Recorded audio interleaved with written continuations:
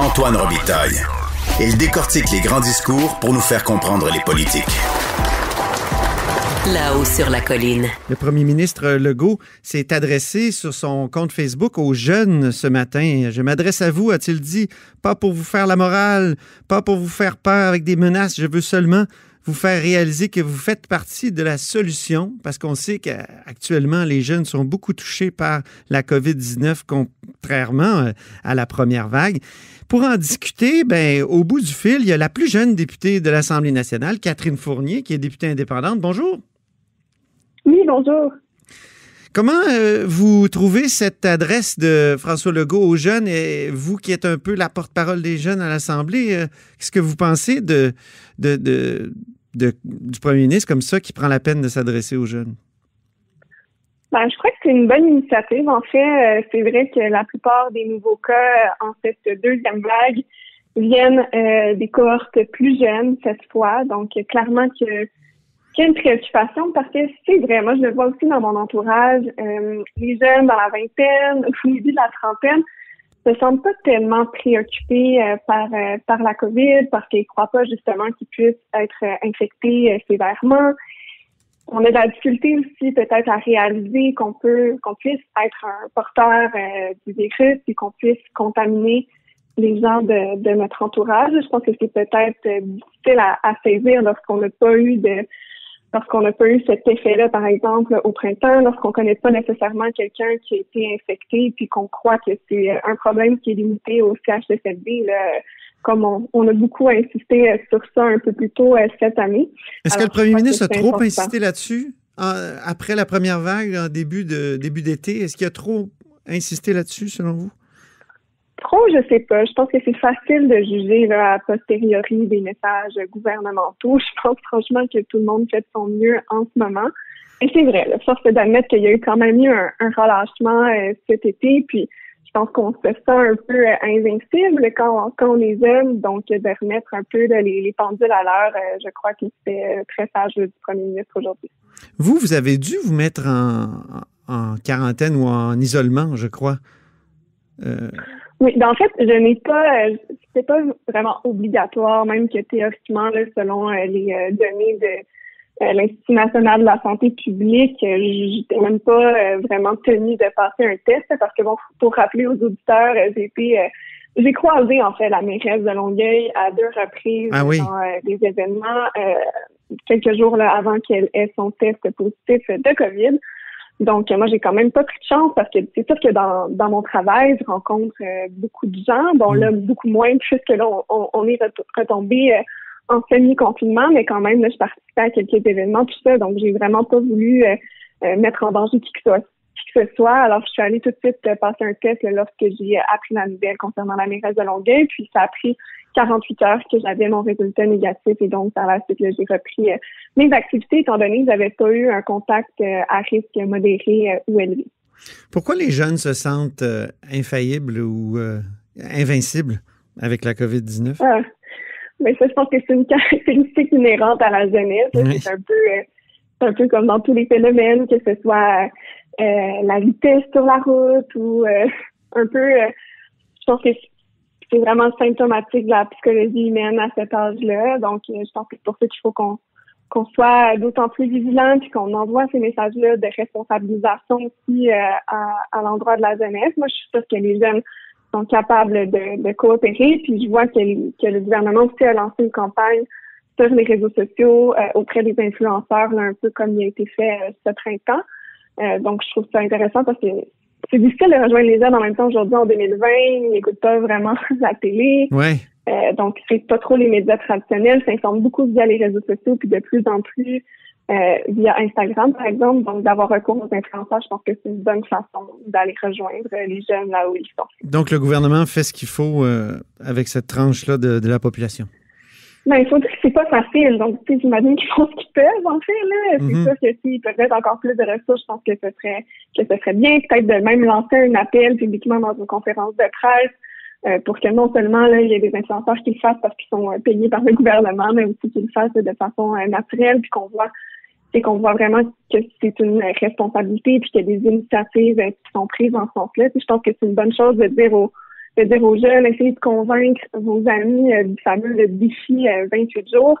Je pense que c'est en posant ses limites, puis si on se fait inviter dans une soirée, par exemple, c'est en disant non, il faut suivre les recommandations du gouvernement, mais comme ça, on a une influence sociale, puis à cet âge-là, c'est sûr qu'on fonctionne beaucoup comme ça là, par les comportements de nos pairs. Donc, s'il y a des leaders positifs dans les groupes d'amis, je pense que ça va être une bonne façon de propager le message du respect des conseils sanitaires. La nouvelle façon de s'informer dont vous parlez, est-ce que ça contribue à une sorte de dépolitisation des jeunes? Est-ce que les médias de masse, auparavant, ne politisaient pas plus spontanément les jeunes que les médias sociaux où on est éclatés chacun dans notre coin?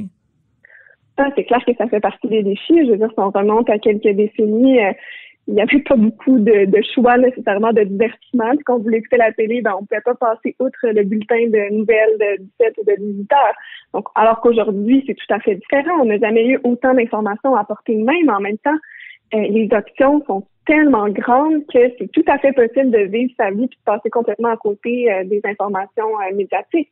Alors oui, ça devient préoccupant. Puis moi, par exemple, c'est pour ça que je suis en faveur d'un cours d'éducation à la citoyenneté dès le primaire, même pour...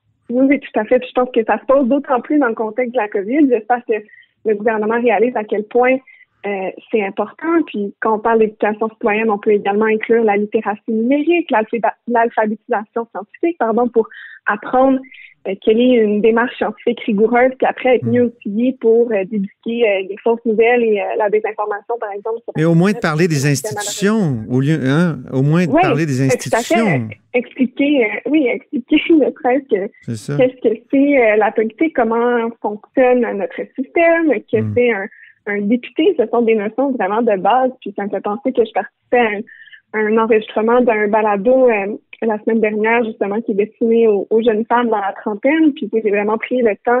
C'est vraiment un cours de politique 101, c'est d'expliquer comment ça fonctionne à l'Assemblée nationale, puis je me rendais compte que mes interlocutrices n'avaient aucune idée de ça, donc c'est dire à quel point il y a un manque au niveau de l'éducation des jeunes, puis jamais au fil du parcours scolaire, on apprend ces notions-là, alors qu'il me semble que ça devrait être la base pour qu'on puisse former des citoyens informés puis qui sont dotés d'outils par la suite pour prendre des décisions, parce que, vous savez, moi, j'ai fait une tournée dans les cégeps et les universités du Québec il y a 2 ans. J'ai rencontré plus de 2000 étudiants, puis ce qui revenait le plus souvent quand je leur demandais leur rapport à la politique, c'est qu'ils sentaient qu'ils n'étaient pas outillés pour prendre une décision. Donc, ils me disaient qu'ils n'allaient pas, par exemple, voter aux élections, parce qu'ils ne sentaient pas qu'ils étaient en mesure de faire le bon choix, parce qu'ils se sentaient totalement démunis par rapport aux enjeux qui étaient discutés puis à la façon dont ça fonctionne.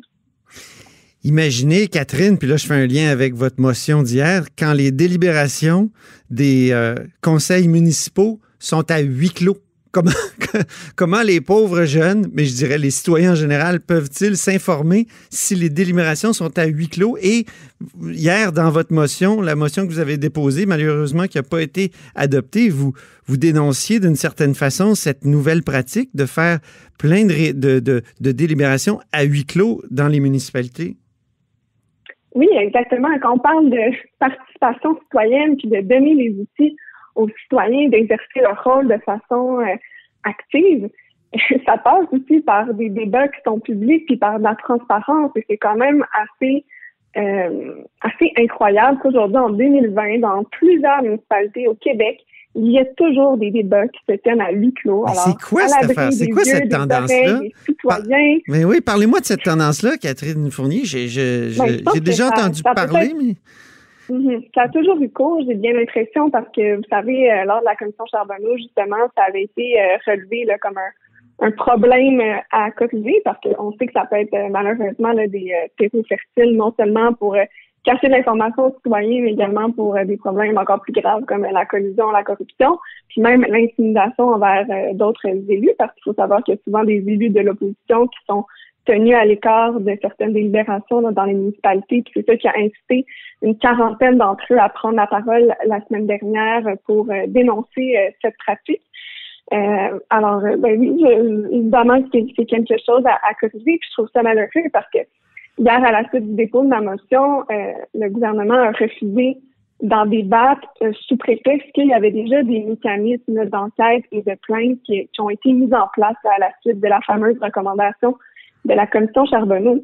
Mais ce que le rapport de la commission Charbonneau dit, c'est qu'il faut qu'on adopte des mesures qui limitent ce genre de débat à huis clos, avec certaines exceptions très, très précises qui concernent, par exemple, des contrats dont les détails ne pourraient pas encore être révélés à un moment X au public. Mais en ce moment, il y a toujours rien qui limite le caractère privé ou public des délibérations, puis on s'en remet simplement au processus d'enquête.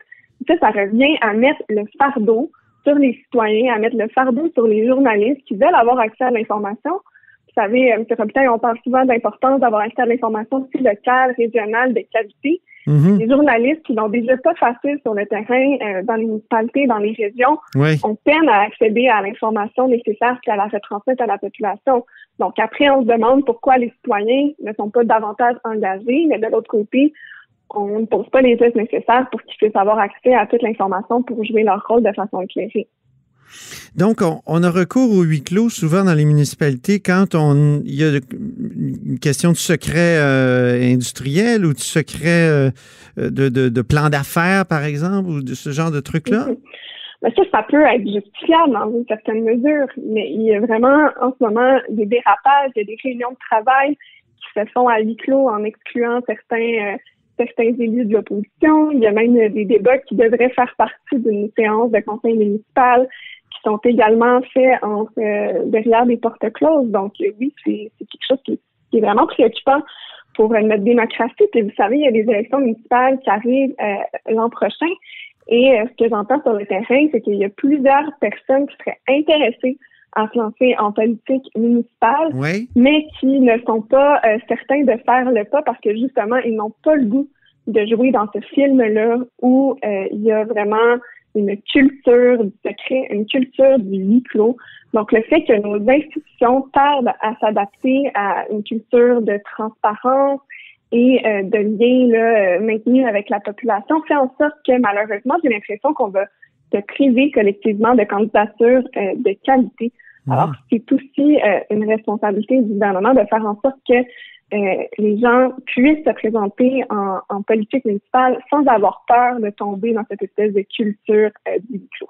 En terminant, qu'est-ce qui est excessif dans la demande de huis clos? C'est-à-dire, donnez-moi un exemple d'un cas excessif.